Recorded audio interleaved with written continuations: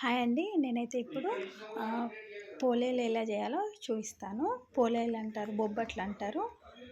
తెలంగాణ వాళ్ళమైతే పోలేలు అంటాము. చూడండి, పిండి వేసాను, 3 కప్స్ పిండి, సాల్ట్ వేసేసాను. గోధుమ పిండి అండి ఇది. సాల్ట్ మంచిగా కలుపుకోవాలి. వాటర్ వేసి చపాతీ పిండి కలుపుకొని పెట్టుకోవాలి. ఇప్పుడు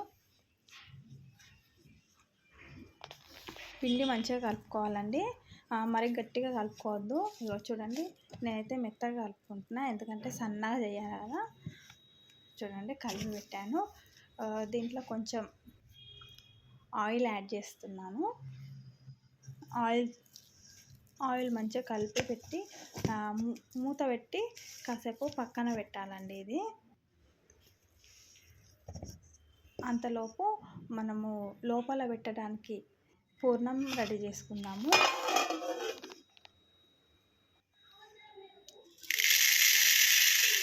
శనగపప్పు 2 కప్స్,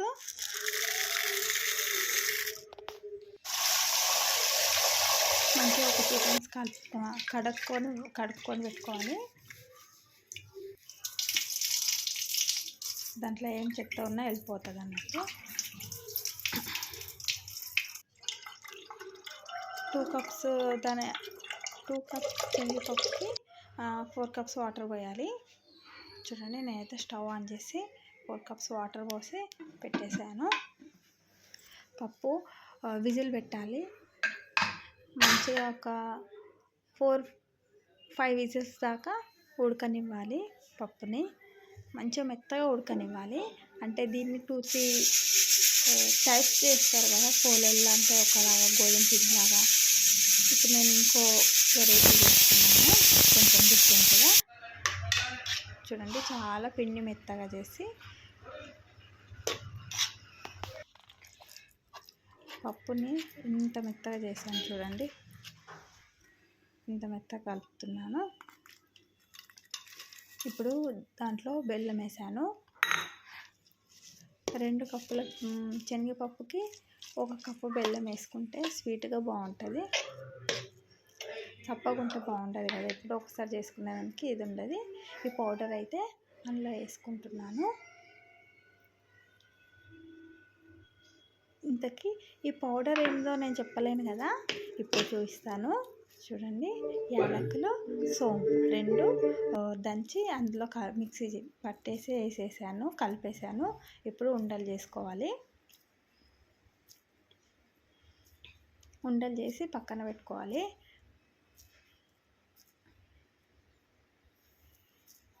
ఇట్లా ఉండలు చేసుకుంటే ఏంటంటే ఈజీగా ఉంటుంది.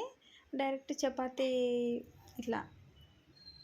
చపాతీ ఒత్తుకునేటప్పుడు ఈజీగా ఉంటుంది. దాంట్లో మధ్యలో పెట్టి స్టఫ్ చేసి డైరెక్ట్ చేసేసుకోవచ్చు అన్నట్టు, ఇలా రెడీ పెట్టుకుంటే. చూడండి, 1/2 అవర్ అయింది కదా ఇది పెట్టి. పిండి అంటట్లేదు చేతులకి, ఎక్కువ అంటదు, మంచిగా వస్తుంది. కొద్దిగా ఆయిల్ రాసుకోలే, నేను ఆయిల్ రాసుకుంటే మంచిగా వస్తుంది. చూడండి, ఒక పాలిథిన్ ఒక కవర్కి ఆయిల్ రాసుకొని, చూడండి చేతికి కూడా ఆయిల్ రాసుకొని ఇలా ఒత్తాలి, ప్రెస్ చేయాలి మంచిగా. కొంచెం ప్రెస్ చేసుకున్నాక ఒక 4 ఇంచుల వరకు, 3-4 ఇంచులు అయ్యాక అప్పుడు మధ్యలో స్టఫింగ్ పెట్టాం కదా, పూర్ణం పెట్టాలి. పూర్ణం పెట్టి దాన్ని చుట్టుకోవాలి అలా రౌండ్గా.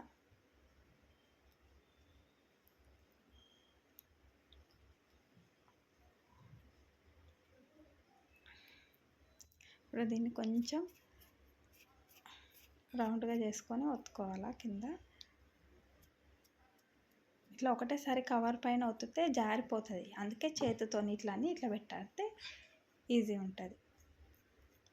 కొంచెం ఒత్తుకోవాలా, ఎందుకంటే కోల కానీ ఏదన్నా పెట్టి తాలిస్తే అది వెళ్ళిపోతుంది అన్నట్టు. చూడండి, ఏది అతుక్కోవద్దని దీనికి కవర్ వేసాను. చూడండి, ఇప్పుడు నేను చపాతీ తిక్కేదాంతో చూడండి తిప్పుతున్నా.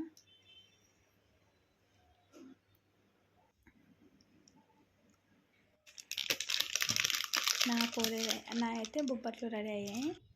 చూడండి ఇదొక వెరైటీ. ఇంకోలాగా కూడా చేసుకోవచ్చు, అది కూడా చూపిస్తాను మీకు. ఇది అయ్యాక చూపిస్తాను.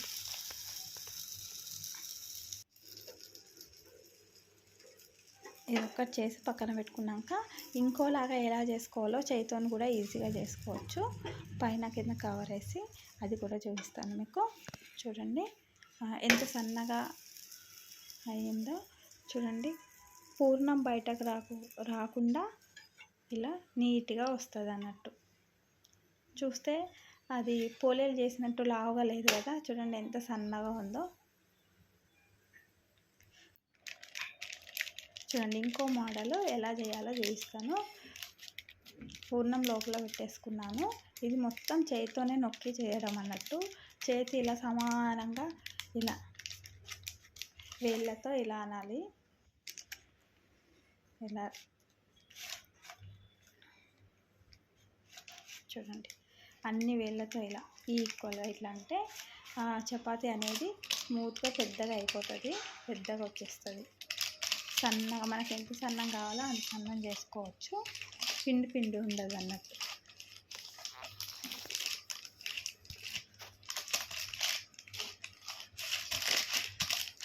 ఓకే ఫ్రెండ్స్, మా ఛానల్ని సబ్స్క్రైబ్ చేసుకునే వాళ్ళు ఉంటే మా ఛానల్ని సబ్స్క్రైబ్ చేసుకోండి.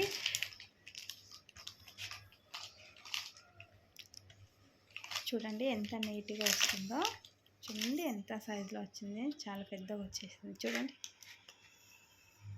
ఇది ఇంకో ప్రాసెస్ అండి, చాలా ఈజీ ప్రాసెస్. మీరు కూడా ఇలా ట్రై చేసి చూడండి.